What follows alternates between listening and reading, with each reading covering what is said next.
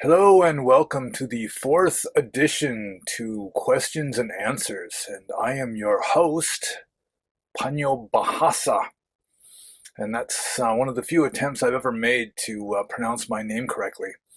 Panyo Bahasa with the H. Usually we don't pronounce the H. I've got lots of questions to answer, so I better get to it. And the first question, which is a long one, possibly longer than the answer will be, is from Ship of Fools. And it is as follows. Had a question for next Q&A show, seems whimsical but isn't. I watched a Gordon Ramsay's greatest hits clip compilation in which he proceeded to very passionately and effectively insult cooks that try to serve up rubbish to paying customers. On the one hand, I believe there's a fairly solid argument he engages in wrong speech and perhaps wrong behavior. Certainly there is an argument for the purposes of TV ratings, yet I believe the rage is completely authentic, and to me this indicates a complete focus and strict moral code in terms of what he presents to customers. I believe also this type of behavior is a deliberate method to weed out those who are not committed to the art of cuisine and engage in their own form contravention of right action. Engage in their own form contravention of right action, right livelihood, right effort, right mindfulness, etc., with his ultimate aim of presenting what is promised to a customer, namely excellent food and service, is his behavior towards those who seek to present food of a poor quality and offer poor service justified from the perspective of a Buddhist layperson. Perhaps it is ultimately also good for the trainee chefs in the manner that a Zen master uses the odd jab, shout, or whack with a stick to elicit a response for the student's own good. In this light, can Gordon's often hilarious methods be justified from a Buddhist perspective if he is mindful and aware of outcomes? Okay, Gordon Ramsay does a cooking show. I've been told this. I've never seen him that I can remember. But really, the short answer to this is whether what he's doing is good or bad, or to the extent that it is good or bad, depends on to his own mental states. So, to the extent that he is motivated by, say, aversion, yeah, then what he's doing would be, quote, bad karma, unquote. And to the extent that he's doing it out of a sincere desire to help people, then that would be good karma. And like almost everything that we do, it's going to be a mix. There's going to be a mix of positive and negative, or good and bad. So, I mean, it is possible to use really rough means to help people. You know, like classic example would be like an athletic coach, or maybe like a military drill instructor putting recruits through basic training, where he's just giving them hell in order to turn them into soldiers that aren't going to get killed on the battlefield their first day in battle. Or also, like Ship of Fools mentions the Zen masters who sometimes could be just really violent. Like there was one famous Chinese Zen master, I think it's Umon, who became enlightened when his own teacher broke Umon's leg by slamming it in a door. So, with regard to the Zen masters, I mean, there's the saying that even though the Dharma hall can resound with the shouts of the master and blows from his stick can fall like rain, still the master abides in stillness. And to what extent Gordon Ramsay abides in stillness is questionable. I don't really know. But really, it depends on his mental states. And to the extent that you got positive mental states of wanting to help others, or just tell the truth, that kind of thing, then what he's doing has good elements to it. And to the extent that he really just despises people that don't live up to his standards or whatever, then that would be bad karma. And it really depends on his own mental states, and we really can't say, so long as we don't know what his motives are, then it's really difficult to say. So next question from Potila. Could you speak a bit about how the Burmese and other Buddhists in Asia view Westerners, non-Asians, particularly European descent, who practice Buddhism? when I was in India, I encountered a group of Burmese pilgrims who were interested and bemused that Western people practiced Buddhism. I've heard from some that most Asian Buddhists view us with a great amount of skepticism. If so, how could we work to make better relationships across these barriers to help strengthen the Dhamma? Okay, I really can speak with a great deal of experience just with the Burmese. And with regard to like the Thais and the Sri Lankans, Cambodians, Indonesians who practice Buddhism, I mean, I have some experience with them, but not nearly as much. But with regard to the Burmese, it is true that for starters, a lot of Burmese people just assume that only Burmese people can really understand Buddhism or Dhamma. And to some degree, it's a cultural thing, or it's really like a class thing, where the uh, the members of the upper classes, especially, um, are more likely to view Western monks with skepticism, where the more humble villagers of like the lower classes are much more likely to have a great deal of respect for any monks, including Western ones. And so there was sort of like a there was like different attitudes, I would guess. Like from the upper classes, like the rich, educated people, especially, they would often view Western monks sort of like they'd be viewing like a dog walking on its hind legs, where they're impressed that he's doing it at all, but still they don't think he's ever going to do a very good job of it. And so I've had like relatively well-educated upper-class Burmese lay people trying to teach me just the fundamental elements of Buddhism because they just assume that being a foreigner, I don't know anything. And so they're trying to explain to me, how to sit in meditation and like who Mahasi Sayadaw was and who was like the most famous monk in Burma during the 20th century. And so yeah, there is that. On the other hand, a lot of the like the poor villagers, they just really loved me as a foreign monk, partly because I was vindicating their own religion. They just assume that Americans are all rich and happy and beautiful, or at least rich and happy, and so I was like abandoning my Christianity supposedly because they consider the West to be Christian, and just abandoning my first world lifestyle to come and live in poverty with them. So they felt really happy and proud about that. Although the Burmese people or Asian people that you're going to meet in the West are generally upper class enough that they could afford to fly to America and move. Poor villagers, as a general rule, aren't going to get a passport and a visa and a plane ticket. So you may wind up with a lot of the other kind. But with regard to how Western Buddhists and Asian Buddhists can sort of join forces, I assume the best way to do that is just um, try not to be too Western, stereotypically Western in your Buddhism. Like, most Western Buddhists, they just don't care about supporting monks, or they don't care very much about it. They mainly come for meditation, and they're not really keen on keeping sila, and they're not nearly as much into all of the ceremonies that the Burmese do. The Burmese really like their ceremonies with the bowing and the chanting and the candles and all that. And if you wanted to really fit in better, like you went to an Asian temple in the West that allows so-called foreigners, us, yeah, I mean, you'd try not to look too out of place, try not to look too uncomfortable, even if you don't really get what they're doing. Try to, follow along and to be friendly and, just, serve the monks the way the other ones are doing, and just try to set a good example and show that you really, you're not just an ignorant barbarian. That you are interested in meditation and you do know your Dhamma fairly well. And gradually, after they get to know you, I mean, they'll probably like you right off the bat because they're very friendly. And after they get to know you and see that you're a serious Buddhist, they'll start respecting you too.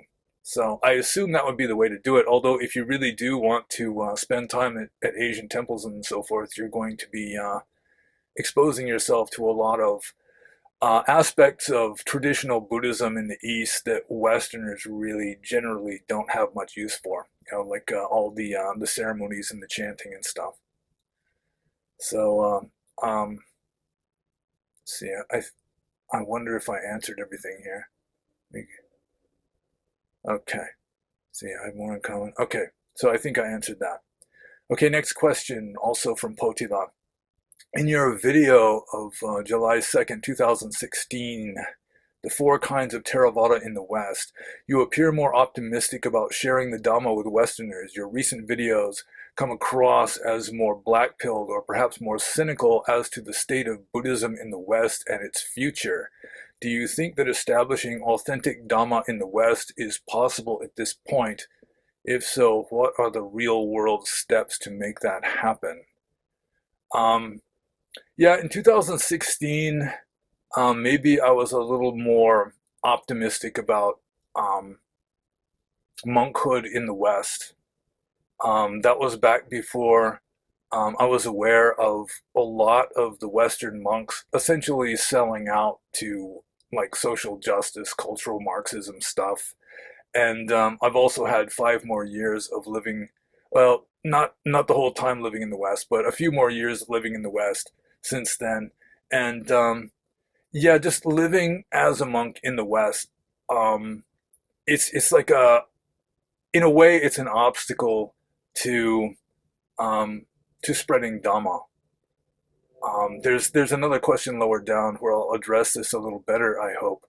But yeah, it does seem to me that like Orthodox monasticism in the West, I mean, it should exist. I'm certainly not opposed to it, but I don't think it's the most effective way of spreading Dhamma in the West, just because it's always going to be like a foreign imported fringe thing.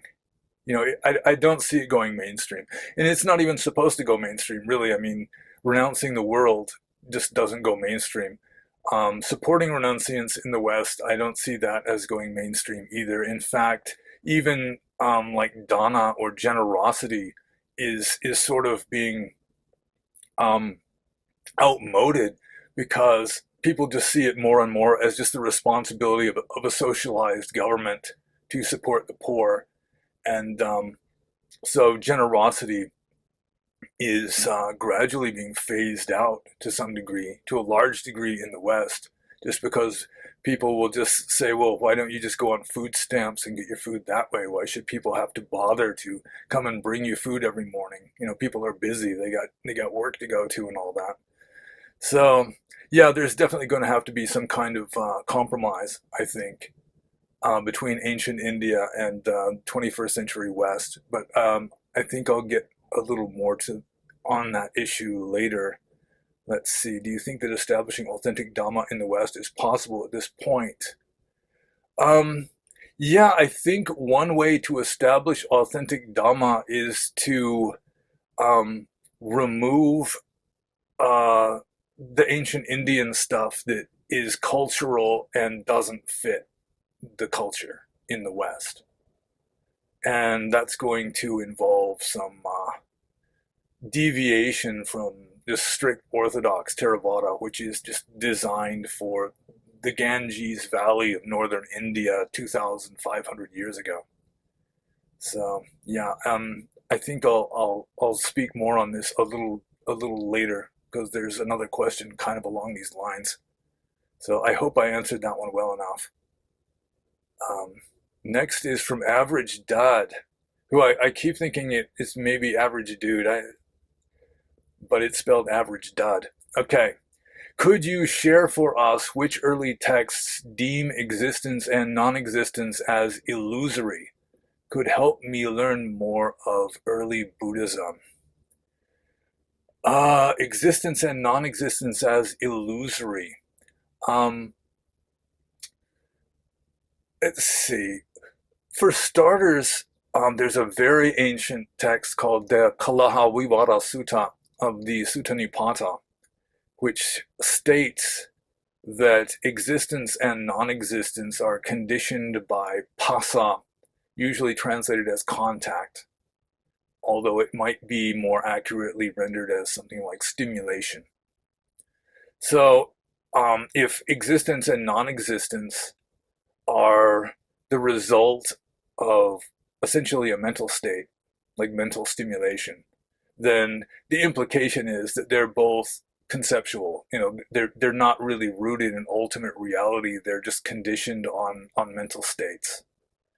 So that's kind of an indication that existence and non-existence are essentially mental constructs. Another example is a text, probably also an ancient one, because it's kind of unorthodox too. It's called the Lokayatika Sutta in the Samyutta Nikaya. Let's see, I've got it right here. Samyutta 1248. And I think Bhikkhu Bodhi's translation, he calls it the cosmologist. And in the sutta, well, I'll just read like the very beginning of it, and then you'll just see for yourself. Thus have I heard, at one time the Blessed One was dwelling at Sawati in Jeta's Grove in Anathapindika's park. At that time a Brahmin, who was a worldly philosopher, approached the Blessed One, and sitting to one side, that Brahmin worldly philosopher said to the Blessed One, "How is it, Sir Gautama, does everything exist?" "Everything exists. Indeed, Brahmin, this is the oldest philosophy of the world," is what the Buddha says. Then the Brahmin says, "Well then, how is it, Sir Gautama, does nothing exist?" "Nothing exists. Indeed, Brahmin, this is the second philosophy of the world." And then the Brahmin asks a few more questions, like, is everything a unity? Is everything a multiplicity? And the Buddha also says, that is the third philosophy of the world. That is the fourth philosophy of the world. And then he says, but not tending to either extreme, Brahmin. The Tathagata teaches the Dhamma by the middle. And then he expounds paticca samuppada, or dependent co-arising. So going with this, the existence of things and the non-existence of things are extreme views, whereas the middle path of dependent co-arising is like a middle path between is and isn't, which is kind of a mind bender. And I don't really think it's possible to grasp it intellectually, to really wrap your head around it, because it's essentially mystical, that the highest truth just simply cannot be put into words. So that would be the two best examples I can think of the early texts deeming existence and non-existence as illusory. They're conditioned and dependent upon mental states. So maybe that would be the same as calling it illusory. Next question is from Chaplain. Today we refer to the teachings of the Buddha and other wise figures of the past during the time of the Buddha. What ancient teachers would people of that time, 2,500 plus years ago, be referring back to for their teachings? A lot of the teachers that we look to came long after the lifetime of the Buddha. Who are the most ancient that we have record of? Who did the Buddha himself refer to as his own predecessors? Well, in the Vedic tradition, you had like the Vedic sages who were like the people who composed or channeled the Rig Veda, especially. That would be within the Vedic tradition, though. And with regard to the non-Vedic philosophers like the Buddha had two teachers, but he wasn't really referring to ancient predecessors, except maybe in later texts where you've got the cult of the Buddhas, where you've got lots and lots of Buddhas, and our Buddha, Gautama, is just the most recent of a long lineage, although that apparently developed over time. And I think the Buddha, in a way, it was like part of the Buddha's claim to fame was that he rediscovered it on his own without really having a teacher to teach him. So he just had this direct experience that wasn't really dependent upon teachers or traditions. I mean, it was just this immediate realization that couldn't really be taught to him in words by anybody. or even his meditation teachers didn't know how to teach him how to get enlightened. So there is that. Although the Jains, they they claim to have a tradition going way back into the past, which, if true, might make Jainism like the most ancient religion still in existence. They had the series of Tirthankaras, I think they were called, with Mahavira, who is nowadays considered to be the founder of Jainism, who was the older contemporary of the Buddha, just being like the most recent one. So it's sort of like the series of Buddhas in the developed Buddhist tradition. But with regard to who they were looking back to as like their own like ancient sages, or like their own versions of Shakespeare and stuff, a lot of it would be cultural stuff that just isn't recorded in the texts, and a lot of it is just obscure names that I'm not familiar with. But with regard to Buddhism, especially, yeah, it's like one of the main points of it is that the Buddha wasn't just repeating old traditions; that he had this direct experience of enlightenment that was just boom in the present moment, and that's what he was trying to help others to attain. So there, and also like back then there was lots of legendary stuff, lots of mythology and that sort of thing. There wasn't any real history in the modern sense of the word, and so yeah, there's all these legendary figures and that sort of thing. But to what extent their legendary words were recorded as some kind of scripture or something, I'm really not familiar enough with that to say. So next question, would you consider setting up monthly Dharma teachings online in the future? Well, I'm open-minded to anything. I mean, if there's a demand for it, I can provide the supply. Although I don't like the idea of like virtual Zoom retreats. I would prefer retreats to be in real life. I've long had this idea that it would be a good idea to have forest retreats where you get a bunch of people who hike out one day deep into the woods. Just hike for one, morning, early afternoon, set up a good campsite. Everybody camps by themselves, not very far away, and then in the evenings everybody meets at the campfire and there's like a Dhamma talk, that kind of thing. And I tried it a few times in Bellingham, and it's mostly most of the Buddhists there were like boomers with health problems, and they just weren't into roughing it anyway. So it really never took off. And in the Pacific Northwest, it was an excellent place for that sort of thing. But yeah, I'd be more into that than virtual retreats. Although, like, just meeting people online and giving Dhamma talks and stuff, I can do that once a month or once a week or whatever, if there's really a request or a demand for it, as long as the demand is polite. And oh, another thing I don't like to do is guided meditations. It's sort of like doing unto others as you'd have them do unto you. I've never liked people getting into my mind and telling me what I'm going to think, you know? So I don't like doing that to other people either. But with regard to classes or something like that online, yeah, I'm certainly open-minded to that. Definitely receptive to the idea. Next question from Zach. I know faith isn't your thing, but is there any practice in Theravada, even if not canonical, that is analogous to Mahayana faith practices like chanting Amida Buddha's name with desire to be born in his pure land? As a working layman with a big family, a serious daily meditation practice is hard to keep up, but I would like my mind elevated with good practices with hope that I can be born in a higher realm of Dhamma, not just a sensual pleasure realm. And I don't want to be a Mahayana Bodhisattva. I'm solidly Theravadan in my Dharma outlook mostly. What do you think?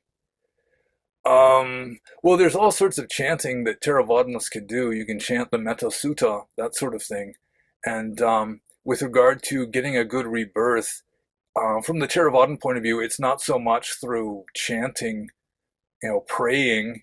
It's mainly through acts of merit. So, acts of generosity, keeping sila, that sort of thing is the way you would be reborn into a higher realm next time, or a better world, at least not one that sucks really bad. So, let's see. Yeah, so if you don't really have time to meditate a lot, then I mean, there's always just being mindful of what you're doing during the day, mindfully walking, that kind of thing. And yeah, you can learn some chanting or some kind of mantra. You can do that, and be generous and a good person, and that would be like your best bet. And study the text. That's another way of earning merit. And there are suttas directed towards lay people, which I haven't paid much attention to, but they're there, and you could find them easily enough on the internet. And the Metta Sutta is nice. The Mangala Sutta is nice. They're good for chanting too. So I would try that and just be a good person. Next question from Dog Breath, who has a series of questions, and this one is kind of interesting. What is the J quotient of Ajahn Amaro? I ask because anti-white behavior he engages in with Tara Brach, confirmed, appears to suggest he is. I'm talking about this, and then he gives a website that I looked at, advertising a kind of like anti-racism retreat with Ajahn Amaro and Tara Brach and a few other people. Let's see, isn't there some monastic code against a monk speaking out against and targeting one part of a population over another? I'm assuming the J quotient is high. If not, he is an example of the complaining, weak, bitchy monk that is a bad example of Buddhism and who leaves many with a bad taste in their mouths regarding Buddhism. Personally, I'd like to punch him. You can leave this bit out of the question if you want. So you can just like unhear that part if you object to somebody wanting to punch a venerable one. With regard to the J quotient, I have no idea if he was of Hebrew ancestry. I met him once a long time ago, like in the early '90s, and let's see. Yeah, I don't think he's an example of a complaining, bitchy monk. Although weak, possibly he could be weak. I mean, he has a reputation for being like a soft, gentle kind of a city boy without much tough asceticism to him. And I mean, it could be that, I mean, you got like the weak or just the soft, gentle. Let's leave out weak. Just like the gentle, friendly kind of monk who just wants to get along, and so he's playing along. And it could be, for all I know, that he'll be sort of like the Dalai Lama talking with Greta Thunberg, and not really spouting all the neo-Marxism stuff, but just kind of semi adding some moral support just through giving some standard Dhamma that maybe lends some support to what the other people are saying. So yeah, it is kind of unfortunate that so many high-profile monks are essentially selling out to the social justice warriors and degrading Buddhism to that degree. Although a lot of people could turn around and say that I'm kind of doing the same thing in the opposite direction. So I guess to each his own. Um, yeah, there's a little bit more about him in a different question, but I'll move on to the next one because I really have no idea whether he has Jewish ancestry or not.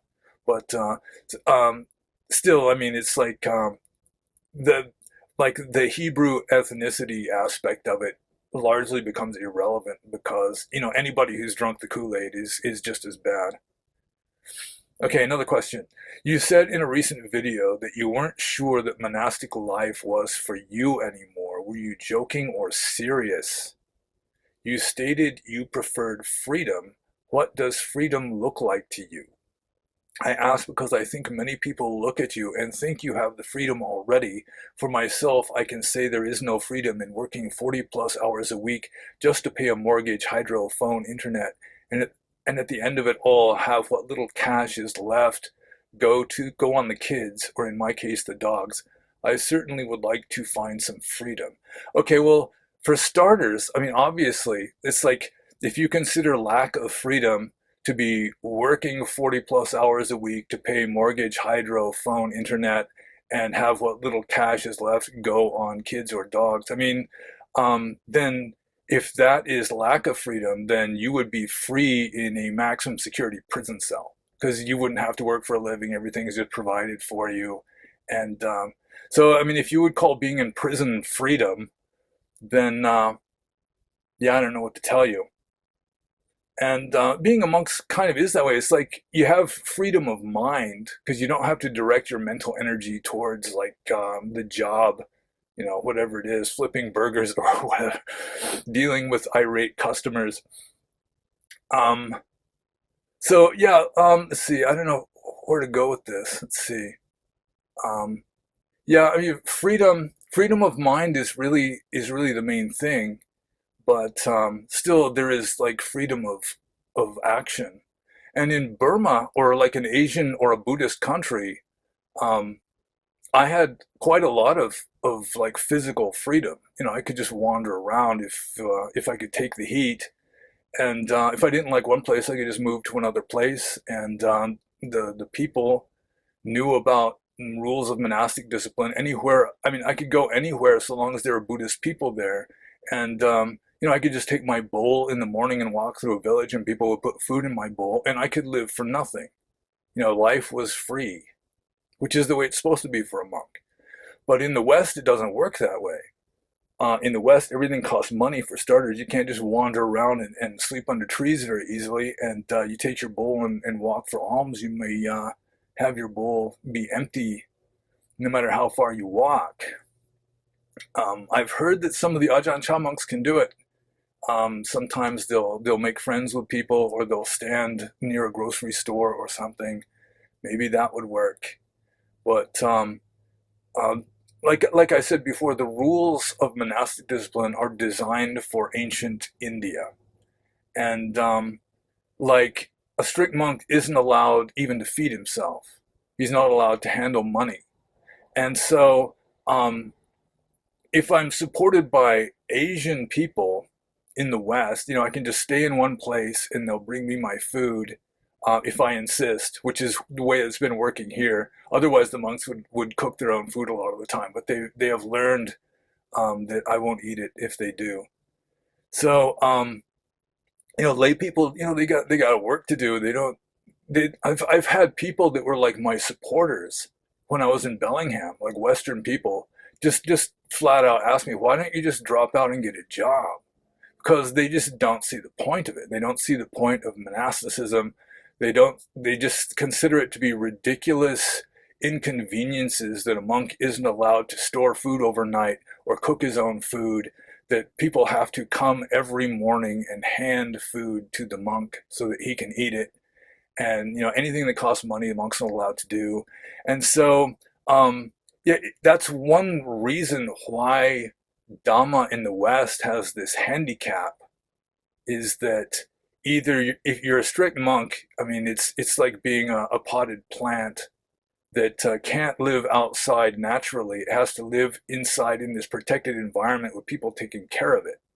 And it doesn't work so well. Or, I mean, another way of going about it is the monk can just be a sloppy monk that doesn't follow the rules. In which case, I mean, what's the point? I mean, you're just wearing the monk's robes for the prestige of it, or that sort of thing, in order to get, you know, get support easier or something, which is not a good reason if you're not going to follow the rules.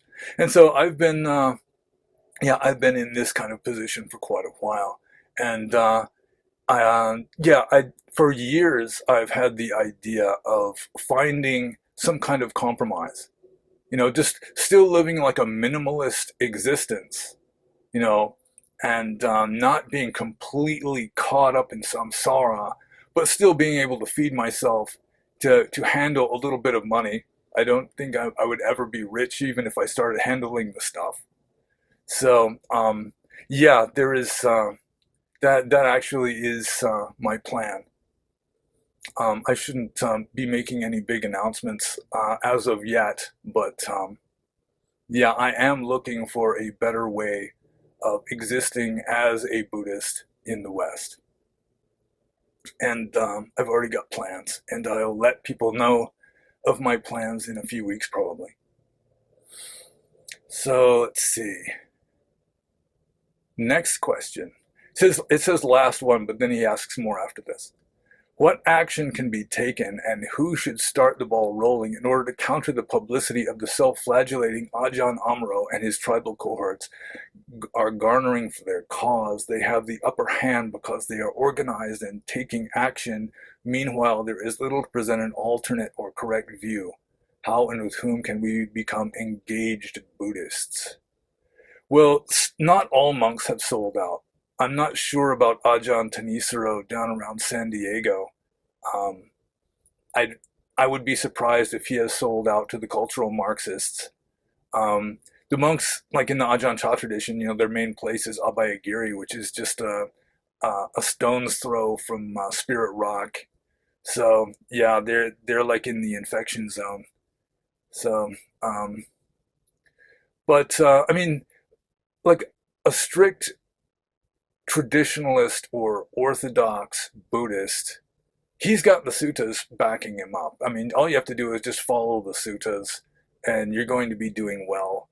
And not all of the Western monks are going to be um, cultural Marxists.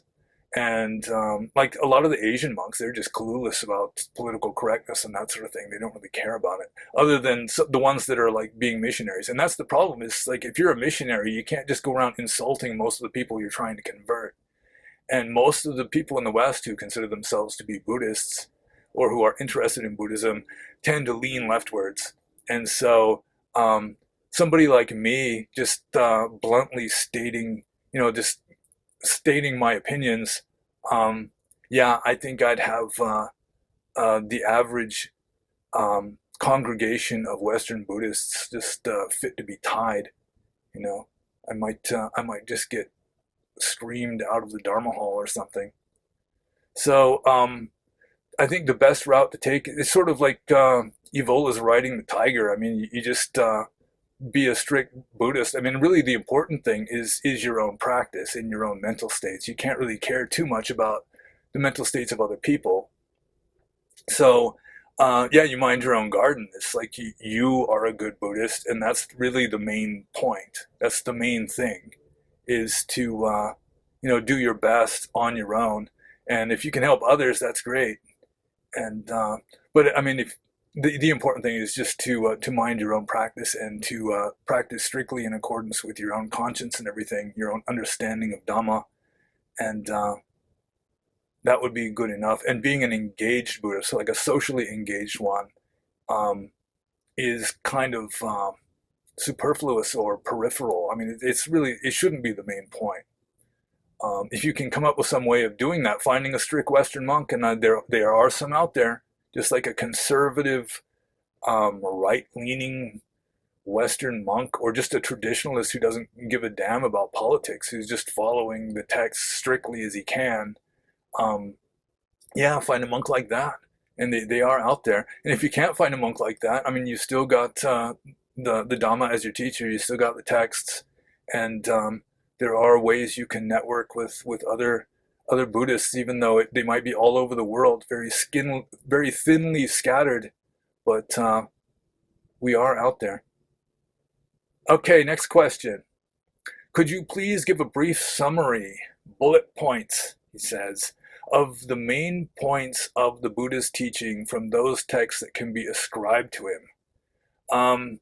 Well, whether you ascribe text to the Buddha or not depends on who you are. Like the traditional Asians would ascribe all of the texts to the Buddha, and like a skeptic like I am, um, I'd be most certain about like the really old ones, like the Atthakavagga of the Sutta Nipata and a few other texts like the Dighanaka Sutta of the Majjhima Nikaya, or like the middle part of the Sakapanya Sutta of the Digha Nikaya.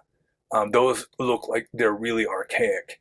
And if you wanted to go all the way back to that for basics of the Buddha's teachings, like the most primitive, ancient, pre-Theravadan texts, before Theravada was even developed into a system, there was already texts that were there that really didn't fit Theravada very well. So going with like the really ancient texts, there are certain points that you could say would be like fundamental to what the Buddha was teaching. And obviously, one of them is renunciation, which a lot of Western Buddhists, they can't really do that very well, other than in a limited way. Although, I mean, complete renunciation in the ancient Indian sense doesn't work so well in America. So we're going to have to find some kind of other kind of renunciation for that anyway. Um, then there's mindfulness. There's a lot of emphasis on mindfulness, just being mindful all the time. Even when you're walking, you're mindful. When you're stretching forth your hand, you're mindful. When you're eating, you're mindful. When you're lying down to sleep, you're mindful. When you're waking up, you're mindful. So, yeah, cultivating mindfulness, just being in the present moment and wide awake and attending to whatever it is that you're doing. Whatever arises, that's what you are attending on, instead of your mind scattered and, just thinking about what you're going to have for lunch tomorrow while you're doing something. Then yeah, that would be basic to Buddhist practice. And it is a powerful practice, and it's not easy, which is one reason why most people probably don't try it very much. Just getting into the habit of brushing your teeth mindfully every day is it's like a Herculean labor for most people, I think. So another one is just meditation and jhana, which originally may have been like synonymous. Um, just meditate. Like the oldest text, they talk about a monk as a meditator. A monk should practice meditation, although they don't really give uh, details on instructions, but that is there. And with a lot of the really oldest texts, another fundamental teaching is essentially no view. You're not supposed to believe anything, because beliefs really cannot contain truth. Once you've turned something into a concept, it's not ultimately real anymore. It's just a concept about reality, and it's not going to be it's going to be radically different from reality. So just getting caught up in words and concepts is something that a good Buddhist, especially like a seriously practicing hardcore Buddhist, wouldn't want to do, except at the bare minimum. And also, having no view is just part of the being mindful all the time, where, I mean, you're essentially meditating. You're not supposed to be thinking and having beliefs about stuff while you're in deep meditation.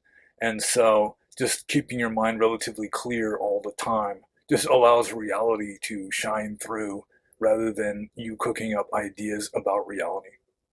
And another fundamental teaching, going all the way back to the Buddha, almost certainly, is the psychological nature of karma and of right and wrong. Like Buddhist ethics are psychological, and it may be that the Buddha was like the innovator with regard to the idea that right and wrong depend on your mental states rather than your physical actions. So that's important. And karma is volition. That could be an innovation of Buddhism. Just like the Hindus and the Jains and so forth, they had their own ideas about karma, where it was largely physical. Just the action itself would be right or wrong. Whereas in Buddhism, it's they've got rules, but really merit and demerit, or wholesome and unwholesome, are dependent on your mental states. It's like the classic example. You're walking through the forest and you see a snake catching a frog and trying to swallow it. And so you chase the snake away to save the frog. If you do it out of compassion for the frog, you've done something good. And if you do it out of aversion for the snake, you've done something bad, even though it's exactly the same action. So it just depends on your mental states. And one other thing that I'll mention of just basic fundamentals of Buddhism is dependent co-arising. And it's fundamental to Buddhism, and essentially nobody understands it. It's yeah, it's like the Theravadins just they coalesced it into 12 links, and they just memorize the links, and they think that's dependent co-arising, but it's really much more subtle than that. Like I was saying earlier, it's like dependent co-arising is like the middle path between is and isn't. It's the middle path between one and many, which isn't two. It's one and multiplicity, unity and multiplicity. It's like the middle path between that. So it's yeah, it's very subtle, and I'm not even going to attempt to explain it. So I'm going to move to the next question. which is a long one. This is after Dog Breath's last question. This is long after his last question, but he's still asking him. Bless his heart. Mr. Breath asks, 20 years ago, I used to visit a monastery in the Ajahn Chah forest tradition in the UK where the head Ajahn was a stickler for following the Vinaya. Good for him. During this time, I visited Thailand and was somewhat shocked to find several monks embroiled in sex scandals. They were visiting Bangkok whorehouses. The scandals hit the newspapers and TV because it wasn't only the monks but also the heads of monasteries.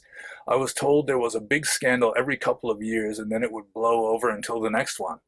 On the way back on the plane, I read a book called Not What the Buddha Taught. I think you may be referring to a book called What the Buddha Never Taught, which I read, in which the gay practices of some Thai monks were described. All this was in clear contrast to my experience in the West, where my Ajahn at that time was a stickler for the Vinaya. So my question is, are Western monastics more moral or Vinaic than their Eastern counterparts? If so, is this still the case or have standards fallen? Is spreading the Dhamma to whorehouses still a common occurrence in Asia? Do Western monks visit whorehouses in the West? And what about Asian monks in the West? Well, that's a good question, or series of questions.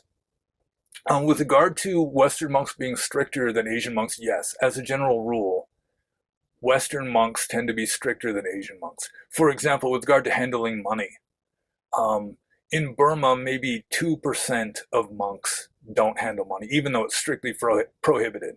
You know, it's strictly forbidden for monks to handle money, except under very limited circumstances. And almost all monks just handle money freely. For Western monks, it's maybe half. That's my experience. I can't say with any authority, but it's about half of Western monks, and like half of Western monks don't handle money, and maybe 2% of Asian monks or Burmese monks don't handle money. So yeah, as a general rule, Western monks tend to be more strict, partly because they're not just following along with their tradition. They have to go against their tradition in order to be monks. They have to go against their family sometimes. They lose most of their friends. You know, they're just going into this radically different world. And so they have to be relatively serious. Whereas a lot of Asian monks that become monks, you know, they're just maybe lazy and want to live an easy life, or they just don't like girls very much and want a socially acceptable way of not getting married, or they're really poor and they want like a free education at a monastic school, or they just want upward social mobility and people treating them with respect and so forth, whereas their father was a subsistence farmer.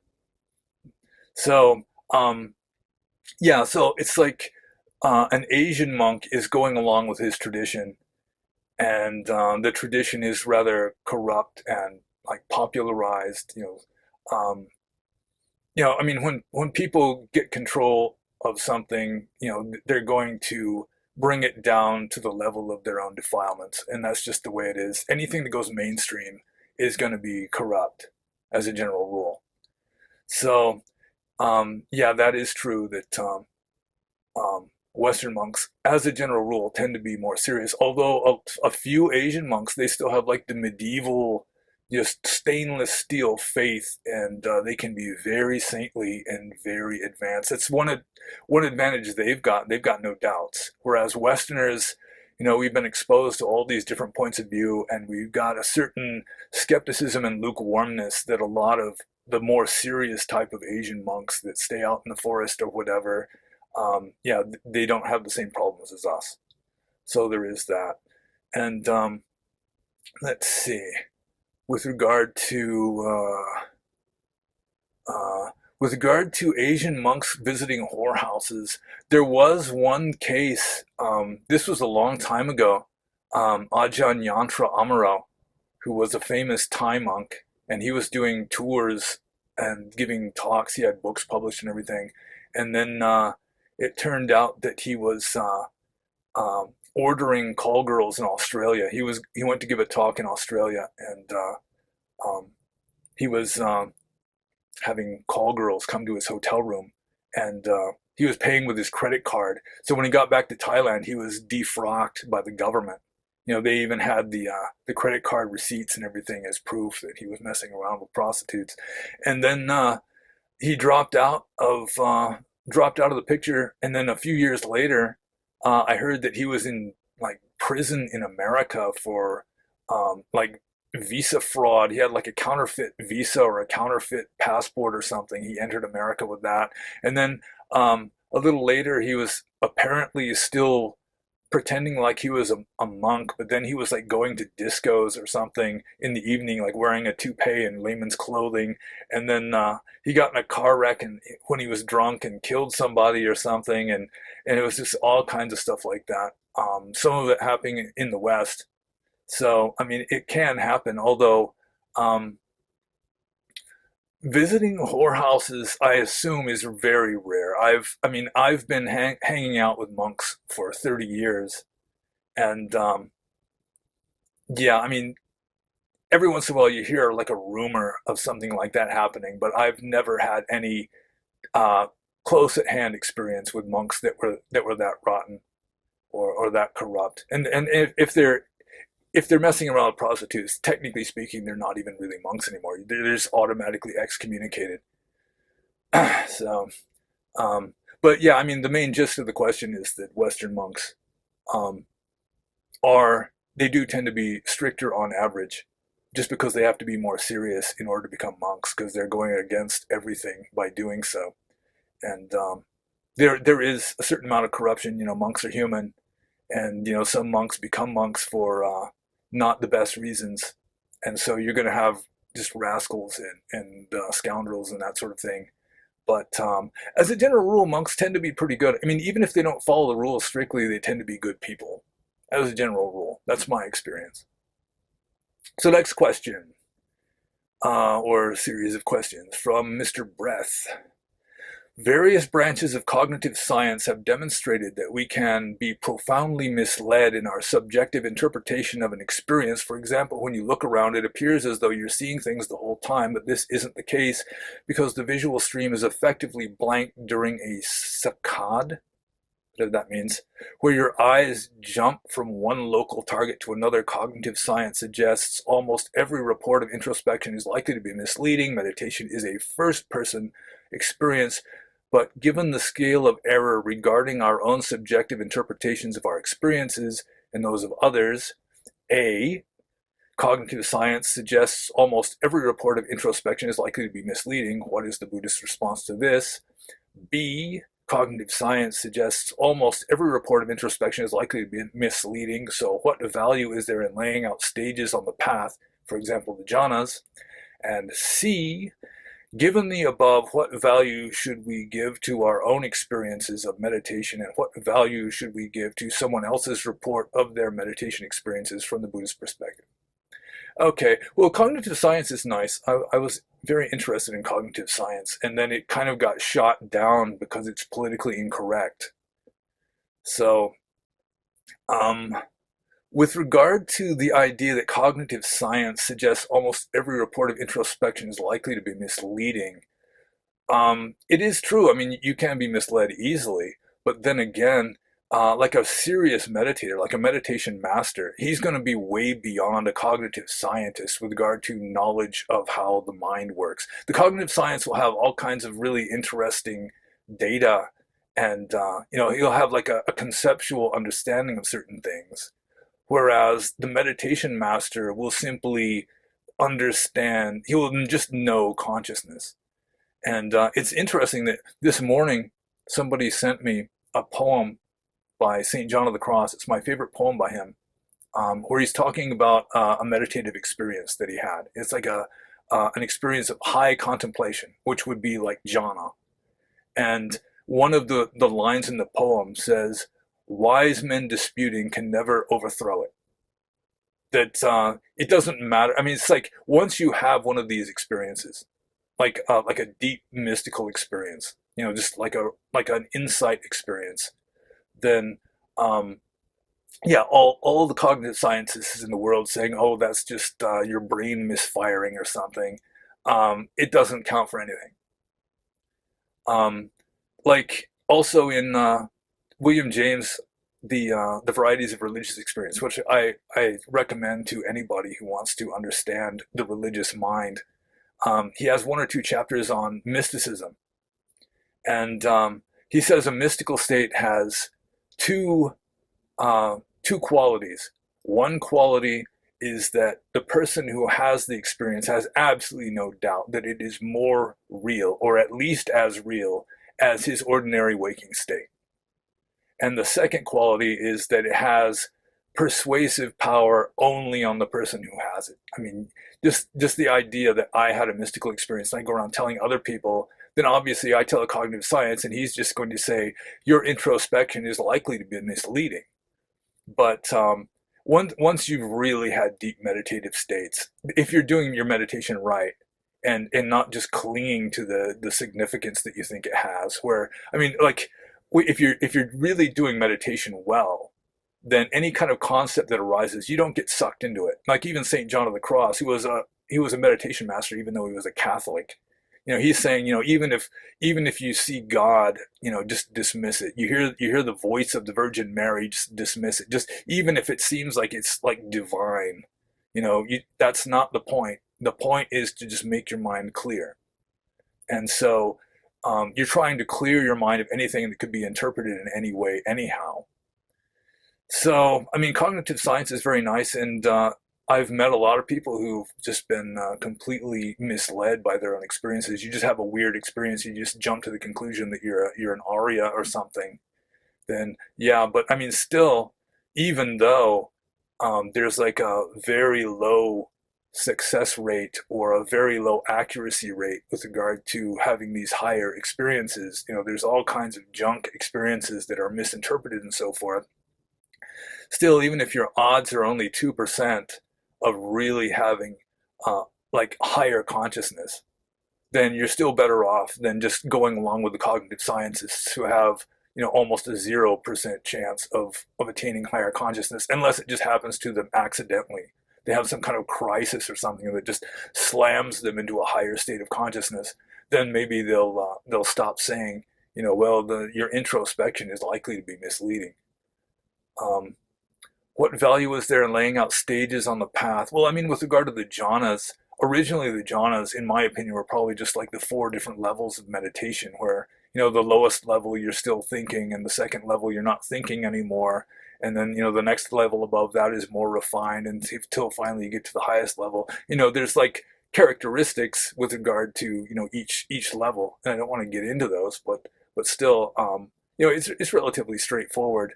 Um, unless I mean, well, I mean, people can even interpret the different stages of jhana differently. It's kind of controversial, but still, I mean, there are some things that are relatively straightforward that um, that are, I mean, they can be useful. And with regard to stages on the path, yeah, I agree. I mean, you're better off not even trying to identify, what stage you're at, anything like that. Even if you become a sotapanna or something, you shouldn't even believe that you're a sotapanna. It's just whatever happens, happens. It's fine. You just keep going forwards. So, a real adept at meditation is going to know how to cut through the bullshit of the misleading introspection to a very high degree, to a degree that cognitive scientists are absolutely clueless with regard to. So, yeah, I like cognitive science, but still, if you're just going with intellect as a way of understanding reality, you're just screwed, because you're never going to understand reality by intellectualizing. You're just going to have to just experience reality directly, and that's like, just experiencing the Kantian thing in itself of your own consciousness. That's your only chance at understanding ultimate reality, is through introspection. So if you want to say, well, it's likely to be misleading, and then just, give up, then I mean, that's your choice. But your only chance really of experiencing ultimate reality is through introspection. So even though it's like there's all kinds of traps and uh, just obstacles and just false experiences you can have and everything, then this still, I mean, you just do the best you can, And if your karma is good enough and your resolve is pure and all that, then there's a good chance that you are going to have some really um, like exalted meditative states mixed in with all the misleading stuff that the cognitive scientists warn people against. So here's the last question. Let's see, wait, I'm going to make sure I answered these ones.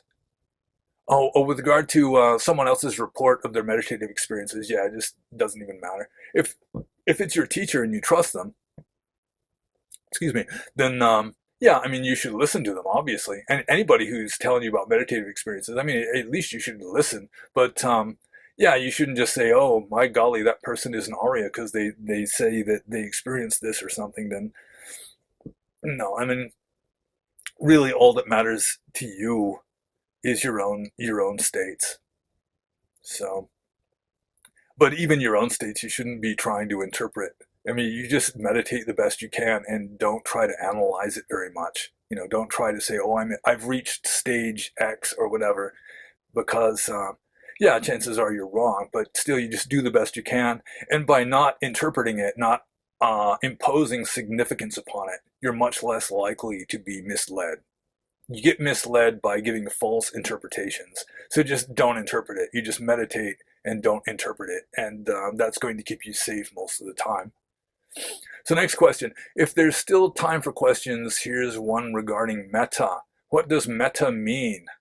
Is metta meditation described in the Pali Canon? Is metta meditation contained within those texts that can be attributed to Siddhartha Gautama Buddha? What are the earliest instructions for metta meditation? Where are they found and what are they? Okay, well, metta, it's closely related to the Pali word metta, which means friend. So it's like friendliness. Usually it's translated as loving kindness. And the standard definition is you are wishing well, you're wishing like happiness and health to others. You're wishing like you have positive desires or positive like feelings towards another person. So that's what it means. It's essentially you are wishing for the well-being of another being. Is metta meditation described in the Pali Canon? Yes, it's described quite a lot, and a lot of the instructions are just kind of technical and cold, where you're just beaming metta in all directions to all beings. So it's in there. There's quite a few. There's quite a few. I can't think of any sutta offhand that has these kinds of instructions, but you can find them pretty easily if you look. Is meditation contained within those texts that can be attributed to the Buddha? Um, I don't. It's not certain if like the actual techniques that are given would be uh, like go all the way back necessarily verbatim to the Buddha. Although I'm pretty sure the Buddha did encourage monks to have like a friendly mind towards other beings. And the Metta Sutta is very nice. You know, it's like one of the most well-known texts in Theravada Buddhism, and yeah, there's valuable information in that. And whether the Buddha himself composed the Metta Sutta, I don't know, but it's relatively old and it's orthodox.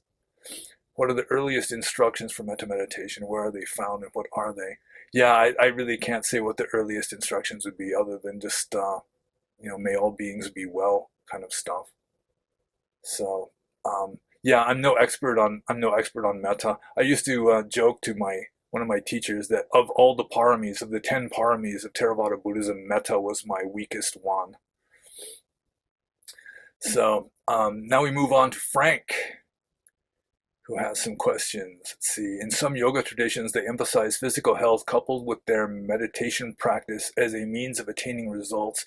What are your thoughts, opinions on the mind-body relationship regarding meditation and insight? How does one's physical health and fitness play a role with their mental cultivation, meditation, and overall state of mind? Well, I mean, the mind and the body are interconnected. They definitely condition each other. So it is good to be physically healthy. And if you meditate a lot, it does cause you to be healthier. Like I've noticed I have more resistance to colds and that sort of thing if I'm doing a lot of meditation. Um, and in the Buddha, I mean, there is talk like in the Vinaya of it's good to do walking meditation after you eat and this sort of thing. It's good for your health, and monks are allowed to keep medicine and this kind of thing. So yeah, I mean, it is good to keep your body healthy. Like when monks before they eat, a lot of monks. I did this at some monasteries long ago, where you chant about the four requisites, and the whole purpose of eating alms food, for example, is just to keep yourself healthy enough to keep living the holy life. And that's the main purpose. You're not eating good food in order to experience the pleasure of the good taste or to beautify yourself, make yourself look buff or anything. It's just to keep yourself healthy so that you can just keep practicing. So yeah, so long as you're like exercising for the sake of just being healthy and in good shape, and you're not trying to attract the ladies or anything, then yeah, that would still be good Buddhist practice. But you shouldn't put too much emphasis on your body, because really the mind is more important than the body with regard to the cultivation of wisdom and enlightenment and everything, because it's essentially mental. Um, so your body is just like your vehicle. You want to keep it in relatively good running condition.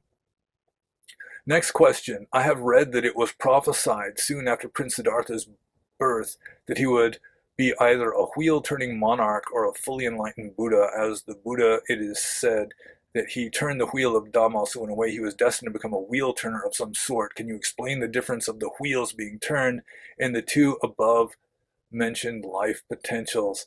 Um, Actually, probably no. Um, it's the wheel turning monarch, the Chakravartin, Chakravarti, he was essentially king of the world. And I would be surprised if there's ever been one of those.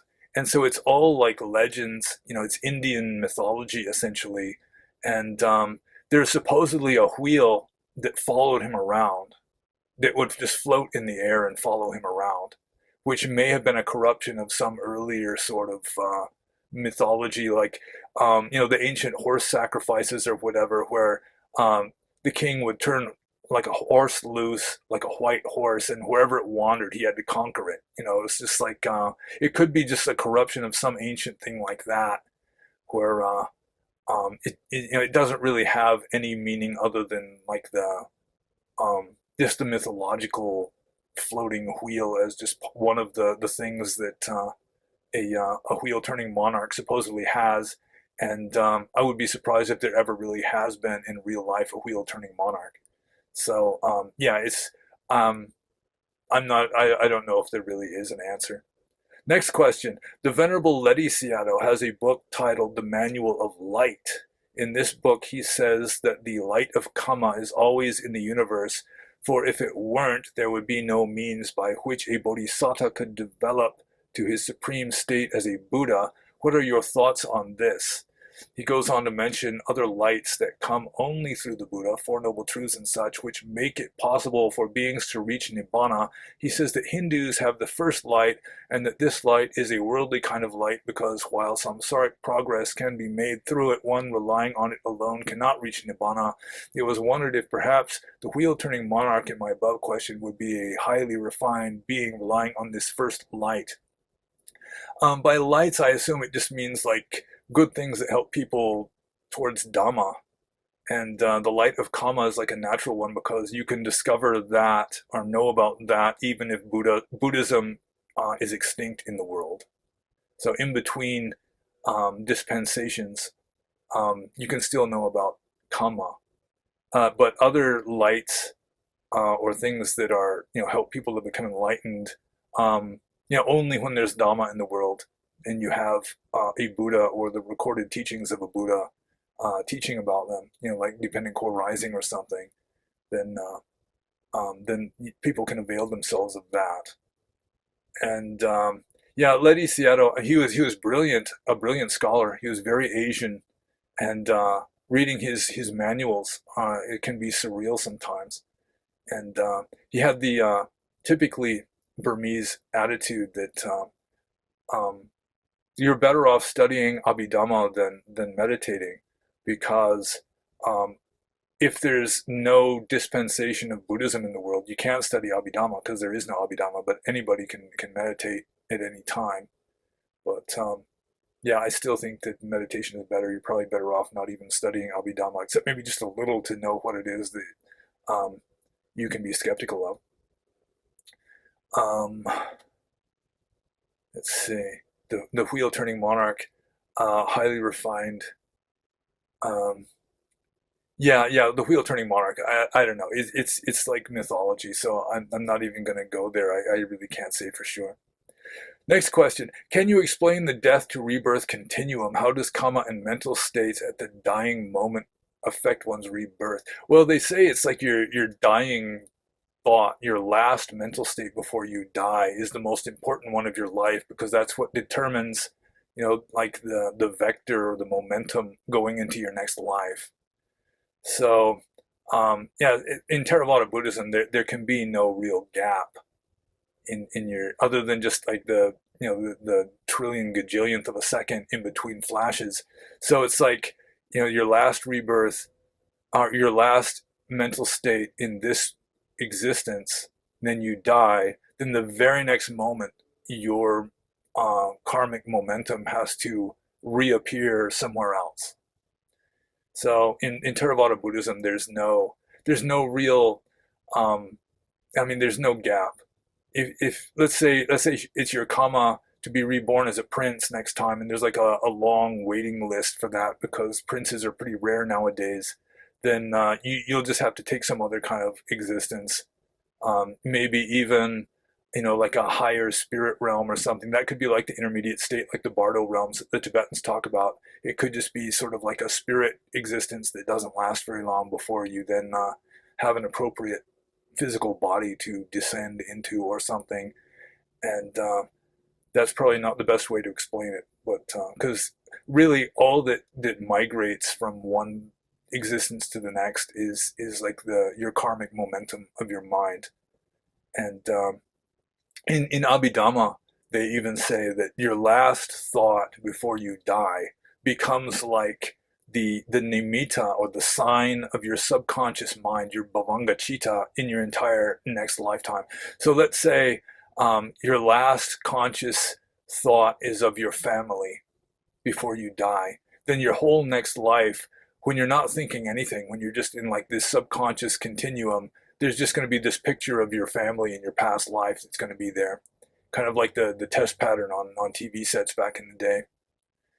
Um, but yeah, because your last mental state is the most important one. That's why, like Mahatma Gandhi, when he got shot, as he's falling to the ground, he says, "Hey Ram," which is, "Hey God," and it's not like, "Oh God, they got me," like in the movie. It's he's calling out to God. He wants his mind focused on divinity at the moment of death because he knows that's going to help him get a better existence or help him after he dies. So it is important when people die to try, if possible, have uplifted mental states. And that's why, like the Tibetans, they'll have monks chanting, like the Tibetan Book of the Dead, giving them instructions on what to do. It's like you try to stay in you're going to find yourself surrounded by light. You try and stay in the light as long as possible. It has a purifying effect and this kind of stuff, which, yeah, I mean, it's good, I think. Doesn't do any harm as far as I know. Okay, next question. What are your thoughts on superstitions? It would seem that many of them are communicable and shared among cultures. What do you think? Superstitions, I mean, that could apply to just about anything. I mean, a lot of what people believe nowadays, 500 years from now, assuming that we're still around, those could be considered just gross superstitions. Even like materialism, just the belief that like a disease is caused by a virus. It's just accepted now, but 500 years from now, that might just be considered some primitive superstition. Just the very thought that it's just like physical matter had that kind of effect or something. It's like, yeah, I mean, that could be a superstition. So a superstition is just a belief that other people think is bullshit, essentially. So, yeah, many of them are communicable and shared among cultures. And I think next questions are going to be more along these lines, so I'll move on to the next one. How does your new understanding of liminality explain such phenomena like superstitions? My understanding of liminality coming from the book The Trickster and the Paranormal by George Hansen. Yeah, I'm not sure about the C now. Yeah, and he's saying that everybody has to have a well-structured belief system to keep out the paranormal. It's like the paranormal arises from like chaos and like borderline states and just ambiguity, the breaking down of rules. And so the more rules you've got, the more structure you've got in your life, the less likely that scary supernatural stuff is going to be able to bleed through into your world. And so, yeah, a lot superstitions or any kind of belief system is one of the main purposes of that is to just keep the world very structured and orderly and predictable and non-scary, because people have to feel like they understand something. It's like it wasn't until modern times that people even knew what the sun was or stars. They didn't know. What is the sun? It's just like this divine thing that God put there. And so but everybody they want to know. I mean, it's scary not to be able to explain something. So even if you can't explain it, I mean, like the authority figures, the shaman or the priest or whatever, should be able to explain it. And if they can't explain it, you're not going to have much faith in them. So they're going to make something up, even if they don't really know. So yeah, that's one reason why superstitions arise, is just people have to feel like this emotional security by thinking that they understand stuff when really we don't, and we still don't. We just use science now, which is very powerful and useful, but yeah, eventually even that will be considered a superstition probably. Okay, next question. Are the Burmese very superstitious? Yes. Do you have any stories about encounters with people and their superstitions? If someone is suffering from a superstition or mental affliction of some sort, what are some things you would do to help them? Well, yeah, the Burmese, I mean, from Western point of view, the Burmese are superstitious. It's like you know, they have no doubts about witches, for example. There's like a well-known proverb in Burma that every seventh house houses a witch, and I was warned about witches. Witches are bad. Like even the abbot of this monastery long ago, he told me about this guy who the daughter of a witch fell in love with him, and he did not uh, did not show her the proper affection or respect, and so she went crying to Mama, the witch, and the witch put a hex on him, and he started having like really intense stomach pains.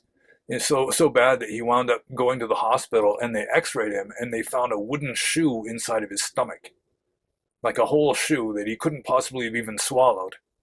So they didn't know how it got in there, but they had to cut him open to take out this shoe, and he's lying in the bed recovering, feeling a little better, and all of a sudden he starts feeling really bad again. So they x-ray him or something to find out what's wrong, and they find he's got another shoe in his stomach. So then they go, oh yeah, this witch, we got a witch problem. So then they had to call an Apollancia, which is like a white wizard, like a good Buddhist wizard who goes and starts doing the chanting over him, and the guy's like screaming in pain because it's like that the hex has like this defense mechanism thing to protect itself or something, so that like someone who can cure him, the guy's afraid of him and it hurts him and everything. But finally, the Apollans, yeah, cured him. And there's just all kinds of stories about. I mean, stories about me. There's people telling me that they've seen pictures of me like levitating over the city of Monua, this kind of stuff. So yeah, they're relatively credulous. They can believe stuff pretty easily. They're a faith-oriented people. So yeah, they don't need a whole lot of evidence to back up their beliefs. And let's see, what are some things you could do to help superstitious people? Just talk some sense to them, I suppose. Just exercise a little healthy skepticism. But otherwise, I mean, if so long as it's just their tradition, and you're just the foreigner or whatever, then you're not going to be able to get very far with them anyway. But yeah, just remain calm. I guess that would be a good way of doing it. Just let your own mental states serve as kind of have a steadying effect on them, or something. Maybe a little good Western skepticism. But everybody needs to have their belief systems, and people that are of a different culture are just going to have different beliefs with regard to a lot of things, and it's not necessarily a bad thing. Okay, last question of the evening. We're already well over an hour here too. This is from Frank. I know it is kind of forbidden for monks to showcase supernormal powers to the laity, but in a world so focused and rooted in materialism and the five senses, do you think such a show of supernormal psychic power, abhinya, might show people that there is much more to this universe? I am not asking you to break the rules or speak out against them, but how do you think people of this age would respond if a monk were to come out and display such powers? It does happen sometimes. Like Neem Karoli Baba, who was not a Buddhist, he would do this kind of stuff. He had psychic powers, and he would do impossible stuff, and he used it skillfully. Usually he wouldn't do it in front of a crowd. He would do it just focused at one person. Just, he would know how to blow their mind, and he would blow their mind and put them into a state of, they're just wide open.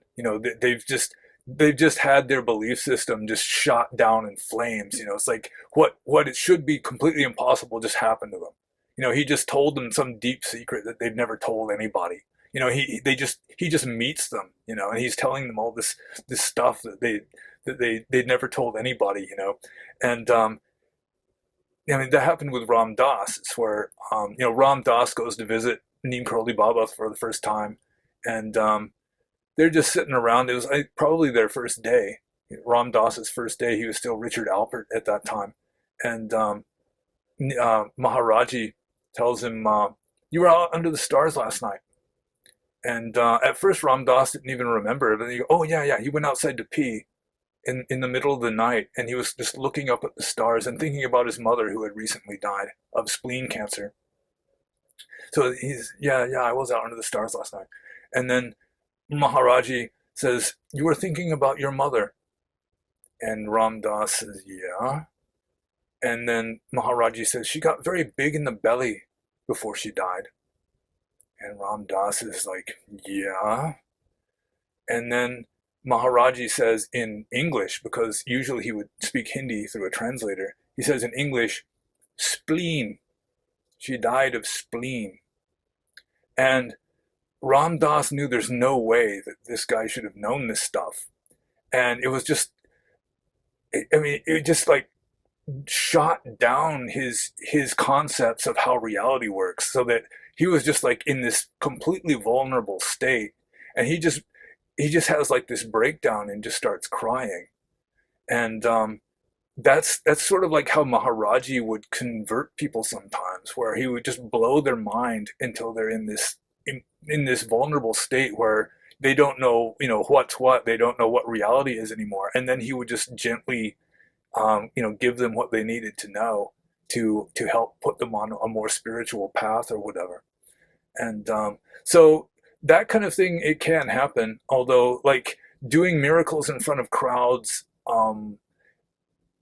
just the way karma works, it might not even be all that possible in the West. When everybody is firmly convinced that miracles can't happen, then that's a pretty strong way to keep miracles from happening. Like even in the Bible, where Jesus goes back to his hometown of Nazareth, and everybody there is saying, "Isn't that Jesus, the carpenter's son? Don't his brothers and sisters live here in town? Who does he think he is?" And because they don't have any belief in him, he can't do very many miracles. He just casts out a few demons, and just goes on his way. And says that no prophet is without honor except in his own hometown. Or no prophet is without honor except in his own hometown. So I think it would have to be like one-on-one kind of a thing. And it could happen. Although, like you say in the question, it is against the rules for a monk to perform psychic feats in front of lay people. And the Buddha does say in one of the texts that the only miracle that is really appropriate for a monk to do with regard to other people is essentially just look into their heart to see the best way to help them. You know, to kind of read their mind or something. But you're not like showing it off. You know, you're not like flying around in the air or anything, or you're not even telling you, I'm going to read your mind. You know, it's like you just think of a number from 1 to 100 or nothing like that. It's like you just look into them and see where they need help and then help them.